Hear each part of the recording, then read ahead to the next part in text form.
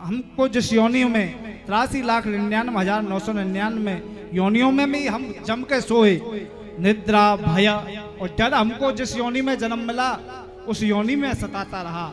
मैथुनम संतान पैदा करना, हम कुकर चूकर भी बने जब भी हमने संतान पैदा की। तो ये जो हमारे जीवन में ये आहार, भय, निद्रा और मैथुन है, ये तो सब हमने को पशु जीवन में भी प्राप्त हुआ।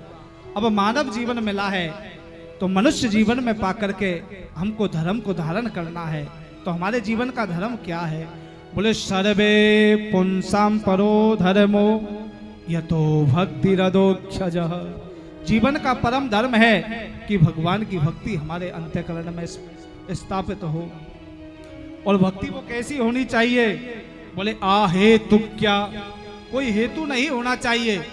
किसी हेतु को लेकर के भगवान की भक्ति नहीं करना चाहिए। भक्ति का उद्देश्य ही करना चाहिए कि हम जीवात्मा पुत्र है और परमात्मा हमारा पिता है। तो पिता को प्रसन्न करने के लिए कि मेरा पिता सदैव हम पर प्रसन्न रहे, और पिता प्रसन्न रहेगा तो हम को किसी वस्तु की मांगने की आवश्यकता नहीं होगी। जिस वस्तु की हमें आवश्यकता होगी मेरा परमात्मा बिना मांगे ही प्रदान करेगा।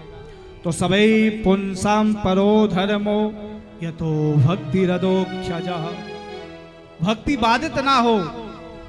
जीवन में जो संकल्प लिया है भगवत स्मरण का, भगवत भजन का, भगवत नाम जप का, वो निरंतर चलता रहना चाहिए।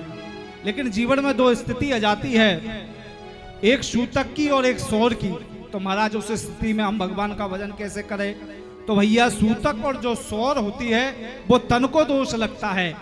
उस समय आप मन से मेरे परमात्मा की आराधना, प्रार्थना और भजन करिए, लेकिन भक्ति बाधित नहीं होनी चाहिए। और हेतु की कोई हेतु नहीं होना चाहिए। और सदैव जीवन में जो हमें प्राप्त हो रहा है उस प्राप्त में प्रभु का स्मरण करना चाहिए।